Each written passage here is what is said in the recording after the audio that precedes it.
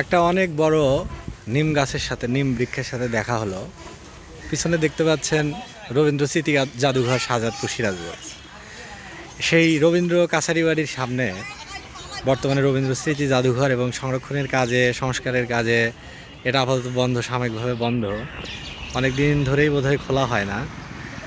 এবং এর সামনে দেখতে পাচ্ছেন এই নিম বৃক্ষটি, নিম গাছটি। আমরা জানি যে নিমের নানাবিধ উপকার, এটা বাতাস শোধন থেকে শুরু করে নিমের পাতা খোসপাসড়া চুলকানি ইত্যাদির ওষুধ হিসেবে ব্যবহৃত হয়।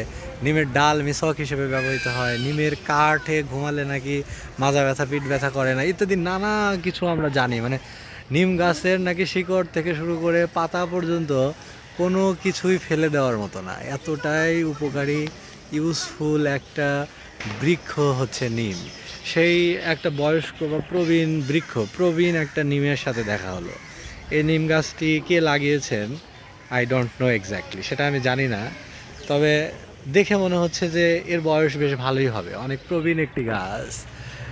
এটা তার প্রৌঢ় বয়সে বোধহয় রয়েছে, অর্থাৎ শৈশব যৌবন পার করে বোধহয় এখন প্রৌঢ়তে গেছে।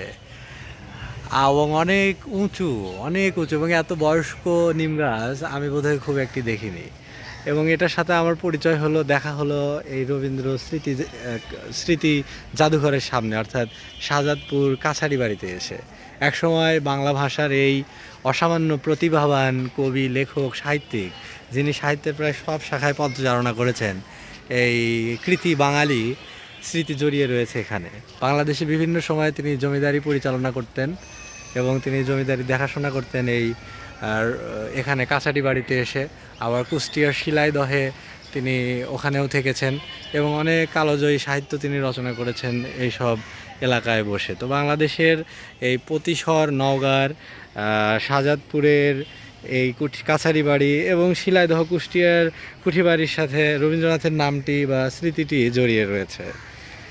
তো সেখানেই আমরা এসেছি। এখানে একসময় হয়তো রবীন্দ্রনাথের পদচারণায় মুখরিত থাকতো, তার স্মৃতিকে ধারণ করে আছে অনেক কিছু এই শাহজাদপুর।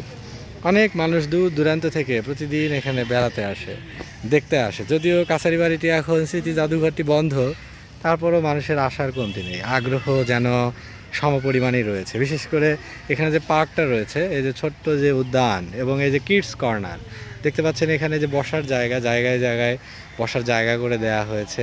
আর এই যেটাকে বলে শিশু কর্নার, মানে কিডস কর্নার, এখানে কিডস কর্নারের এখানে রয়েছে একটা আম গাছ। আমে প্রচুর গুটি এসেছে আম গাছটিতে। এবং এখানে দোলনা রয়েছে, এখানে যে স্লাইড রয়েছে।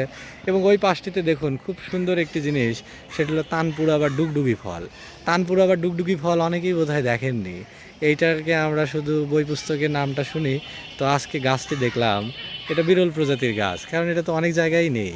কয়টা জেলায় রয়েছে বা কয়টা জায়গায় রয়েছে সেরকম একটি গাছের এখানে দেখা মিলল। তো আসলে আমি বলবো যে she is a celebrity tree, সেটা ও কিন্তু একটা সেলিব্রিটি, একটা স্টারের যেমন নাম রয়েছে। এই বাংলাদেশে বোধহয় এখন কয়টা তানপুরা গাছ আছে, তার ভিতরে এই কুঠিবাড়িতে কিন্তু একটা তানপুরা গাছ দেখলাম। আমি বলবো এই নিম গাছটিকেও এটাও একটা সেলিব্রিটি পার্সোনালিটি এখানে, কারণ এত টাওয়ারিং একটা ট্রি, এত বড় একটা সুউচ্চ একটা গাছ বা বৃক্ষ এ কয়টা জায়গায় আছে, এত বয়স্ক, এত প্রাচীন, এত মোটা এবং এত উঁচু নিম গাছ। তো এটা কিন্তু দেখা মিললো এখানে এসে। সে হয়তো দাঁড়িয়ে থাকবে অনেক দিন, অনেক দিন এখানে জীবিত থাকবে। তো তার সাথে আজকে দেখা হলো, এই দুইটা গাছের সাথে পরিচয় হয়ে ভালো লাগলো। একটা নিম গাছ আর একটা হচ্ছে ওখানকার ওই তানপুরা গাছটি, তানপুরা ফল। এই দুইটা আমার কাছে একটি নতুন অভিজ্ঞতা বা দেখে ভালো লাগলো এখানকার। যদিও এখানে আমি ঢুকতে পারছি না, কারণ এখানে লেখা আছে যে সংরক্ষণ এবং মানে সংস্কার কাজের জন্য ব্যস্ত থাকার কারণে সাময়িকভাবে এটা মানে বন্ধ আছে। এটাই হলো স্মৃতি জাদুঘর। এখানে ঢুকলে বোধহয় রবীন্দ্রনাথের অনেক ছবি বা তার ব্যবহৃত অনেক জিনিস আমরা বোধহয় দেখতে পেতাম। এবং এই বিল্ডিংটা অনেক আগের তৈরি। দেখি আমরা কাছ থেকে এর যদি নকশাকে দেখি, এটা বোধহয় ইট সুরকির তৈরি, হ্যাঁ ইট সুরকি। এই যে দেখে মনে হচ্ছে এগুলো ইট সুরকির তৈরি হবে এখনকার মতো, কিন্তু সিমেন্ট টিমেন্ট বালুর না, এটা ইট এবং সুরকি। এটা প্রাচীন একটা মেকানিজম ছিল, এটা তৈরি স্ট্রাকচার ওইভাবে করা হতো এবং ওইটা অনেক মানে শক্তিশালী ছিল, মানে ভালো ছিল। এবং আগেকার অধিকাংশ স্থাপনায় কিন্তু ইট সুরকির তৈরি, তবে ওইটা লং লাস্টিং, ওটা অনেক দিন থাকে। এবং উপরে দেখুন ওখানে লোহার পাত দিয়ে আবার কাঠ দিয়ে, এগুলো বোধহয় শাল কাঠ না কি কাঠ, এত শক্ত জিনিস, মানে লোহার চেয়েও বোধ হচ্ছে টেকসই। কবে না কবে বানিয়েছে আই ডোন্ট নো, বাট এই শাল কাঠের কিন্তু আলাদা মানে কদর, এগুলো লোহা কাঠ এগুলো এতটাই মানে দীর্ঘস্থায়ী শক্তিশালী।